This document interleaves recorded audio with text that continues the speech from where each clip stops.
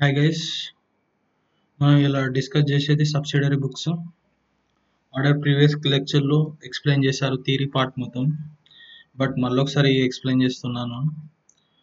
మనం ప్రజెంట్గా మన క్లాస్లో డిస్కస్ చేసేబోయేది రాస్తాను చూడండి.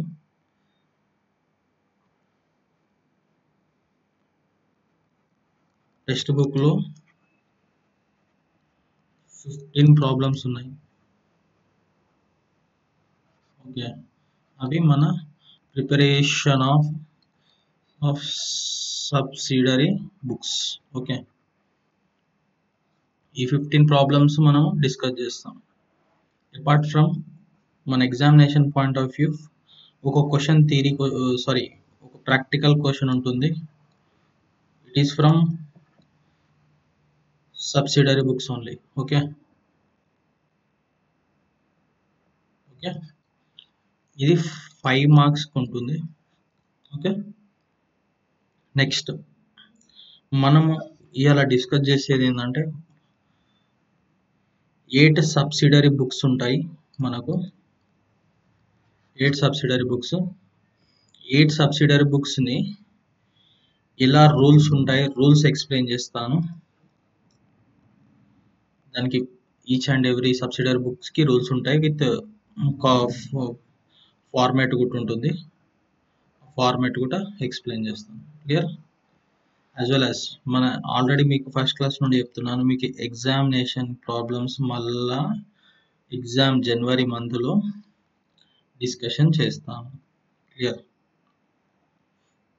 యాజ్ వెల్ యాజ్ మనము అన్ని ప్రాబ్లమ్స్ ఎగ్జామ్ ఓరియంటెడ్ ప్రాబ్లమ్సే డిస్కస్ చేస్తాం in the month of Jan. Okay,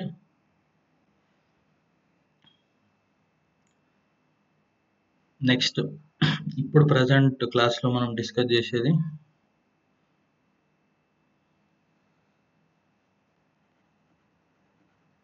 preparation of subsidiary books. Okay, first book వచ్చేసి పర్చేజ్ బుక్. దీని రూల్స్ రాసుకోండి. First rule,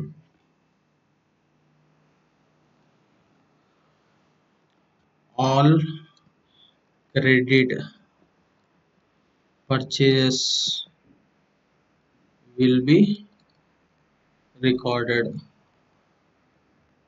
Next point, most important, all cash and credit purchases of asset should not be recorded. Okay, next, third point,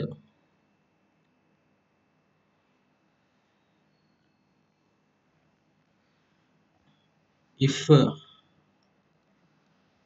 trade discount is provided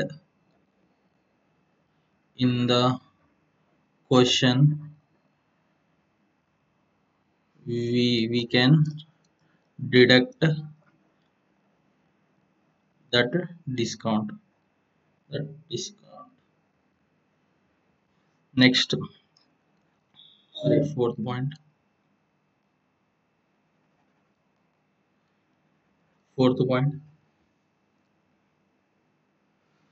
here purchases book లో to and buy అనేది we cannot write in the purchases book. Clear? Next,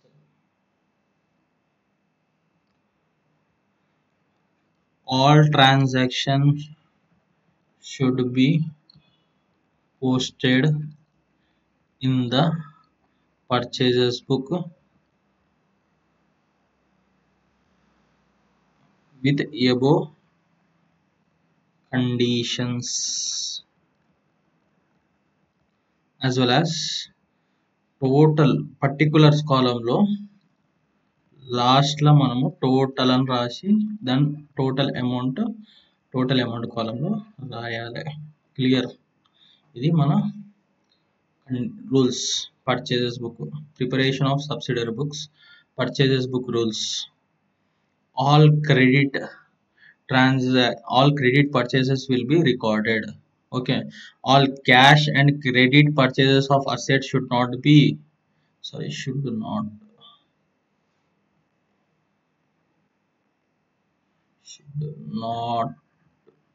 recorded. Clear? This is most important. Not be recorded. All cash and credit purchases of assets should not be recorded. As well as if trade discount is provided in the question, then we can deduct that discount. Okay, to buy అనేది purchase book లో రాసుకోము. All transactions should be posted in the purchase book with above conditions. దాని తర్వాత particulars కాలంలో total amount అనే particulars కాలంలో last total అని రాసుకొని దాని టోటల్ అమౌంట్ కాలంలో రాసుకోవాలి. క్లియర్? ఇవి మన 5 కండిషన్స్ ఉన్నాయి. యాజ్ వెల్ యాజ్ మనకు దానికి సంబంధించిన ఫార్మాట్ చూపిస్తాను.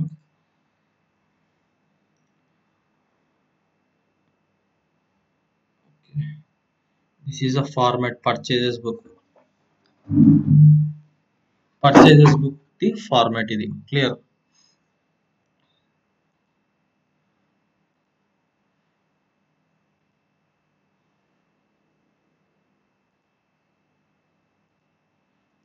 ఇది పర్చేజెస్ బుక్ ఫార్మాట్. నెక్స్ట్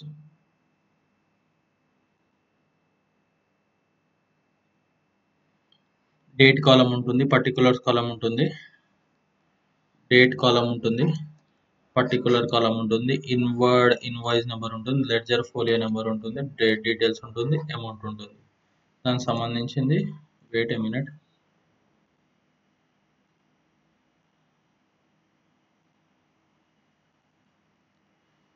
దాని డేట్ కాలం, పర్టికులర్స్ కాలం, దానికి సంబంధించిన డీటెయిల్డ్ ఇన్ఫర్మేషన్ మీకు టెక్స్ట్ బుక్లో కూడా ఉంటుంది, చూసుకోండి ఒకసారి. బట్ నేను ఈచ్ అండ్ ఎవ్రీథింగ్ మీకు ఆల్రెడీ ఎక్స్ప్లెయిన్ చేశాను లాస్ట్ క్లాస్లో. దీని గురించి డీటెయిల్గా మా సార్ ఎక్స్ప్లెయిన్ చేశాడు. డేట్ కాలంలో డేట్ రాయాలి. Particulars column the name of the person are supplier. Okay, name of the person are supplier, ఎవరి నుండి తీసుకుంటున్నామో దాని క్వాంటిటీ, రేట్ ఏదైనా ఉన్నా కానీ. క్లియర్? నెక్స్ట్ లెడ్జర్ ఫోలియో, ఆ పేజ్ నెంబర్ ఏదైతే లెడ్జర్ ఫోలియో ఉంటుందో ఆ కన్సర్న్ ఫోలియో నెంబర్ రాసుకోవాలి. నెక్స్ట్ డీటెయిల్డ్ అంటే ఇక్కడ డీటెయిల్స్ ఏమన్నా డిడక్షన్స్ కానీ ఏమైనా ఉంటే దాని గురించి కూడా రాసుకోవాలి. For example various purchase, trade discounts ఉంటుంది, ట్యాక్సెస్, డిడక్షన్స్ ఏమన్నా ఉన్నా కానీ పే చేసినట్టు మనకు వచ్చేటివి ఏమన్నా ఉంటే పే చేసేటి కూడా మైనస్ చేసి పెట్టేసారు. ఓకే, నెక్స్ట్ అమౌంట్ కాలంలో అమౌంట్ రాసుకోవాలి. ఓకే, క్లియరా? చలో ఇది ఒకసారి రాసుకోండి. 5 conditions most important while preparing the credit purchases బుక్ని ప్రిపేర్ చేసేటప్పుడు ఈ 5 conditions most important. Clear? Screenshot తీసుకోండి, నేను ఫర్దర్గా మూవ్ అవుతాను.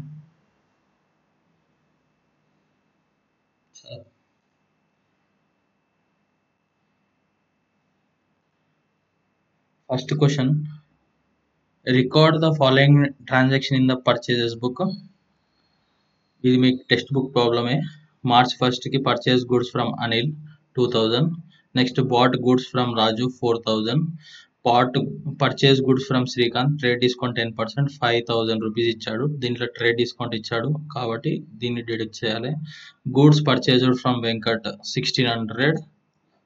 Next Mahesh, purchase goods from Mahesh 1400.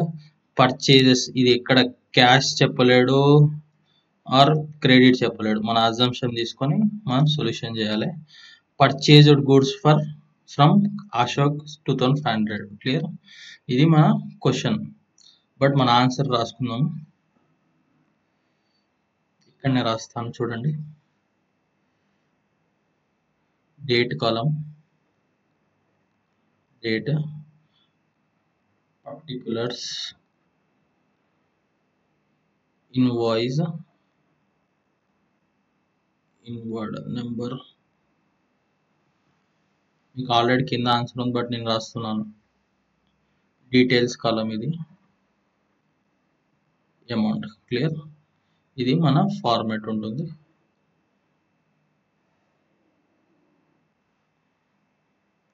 Wait a minute.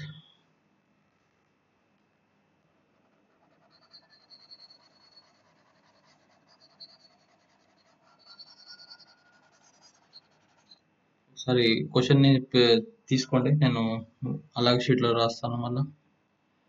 చలో, purchases book. Wait a minute.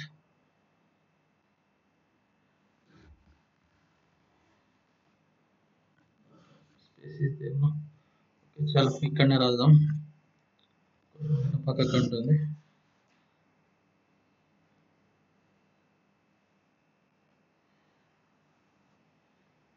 Purchases book.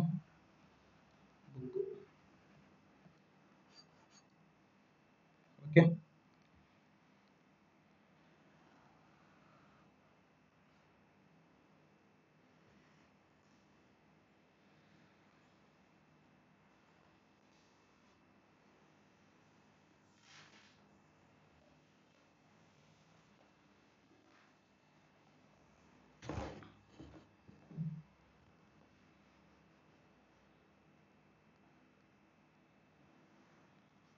this is date column. Next is particulars. Next is inward invoice number. Next is detail column. Next is amount column. Clear? This is the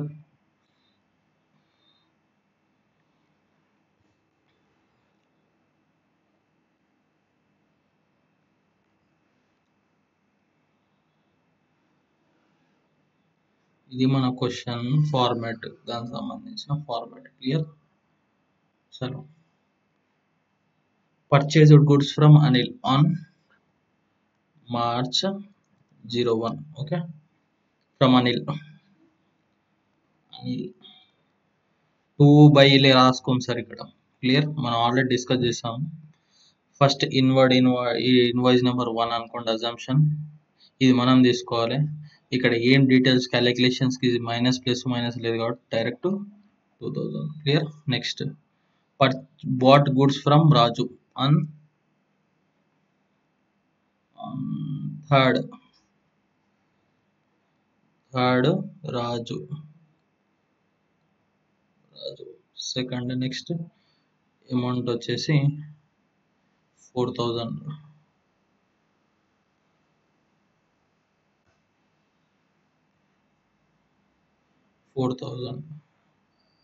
clear?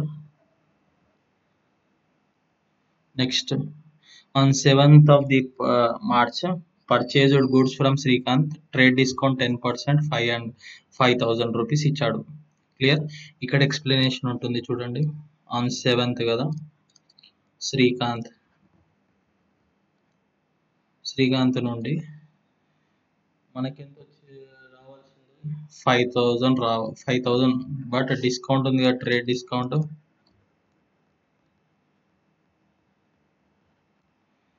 ఎంత calculation చేయండి. 5,000 into 10/100 is nothing but 500. ఇది deduct చేస్తే 4,500 rupees అనేది మన total కాలం రాసుకోవాలి. Next,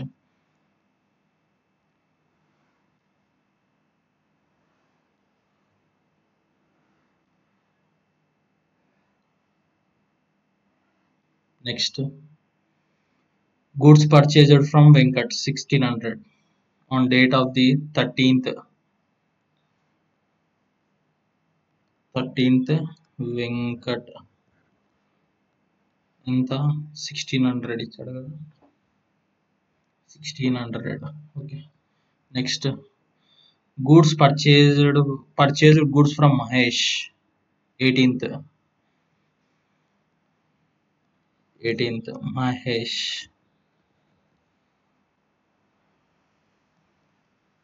amount ఎంత 1400.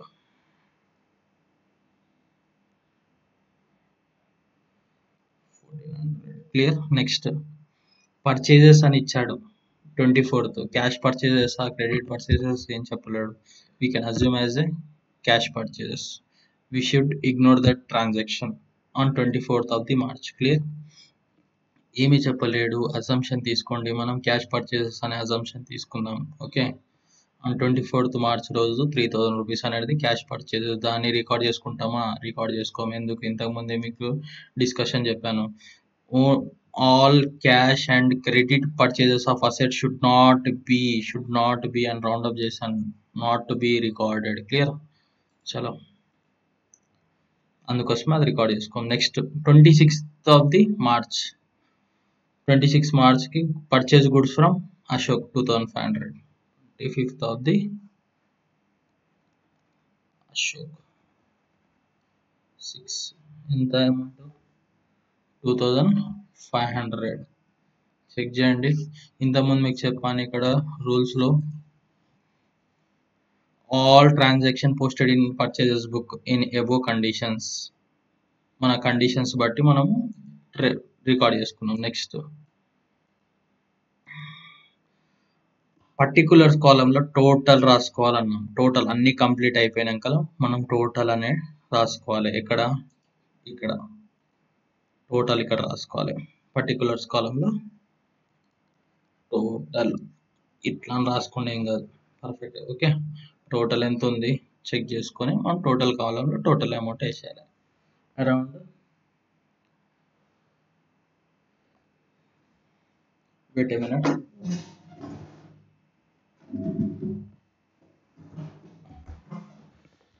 2000 plus 4000 plus 4500 plus 1600 plus 1400 plus 2500 16,000 total amount of 16,000. Clear. ఇది amount in rupees రాసుకోండి. అన్ని క్వశ్చన్స్లో నేను రాయకుండా కానీ మీరు రాసుకోండి. Clear. Thank you. First problem అయితే కంప్లీట్ అయిపోయింది.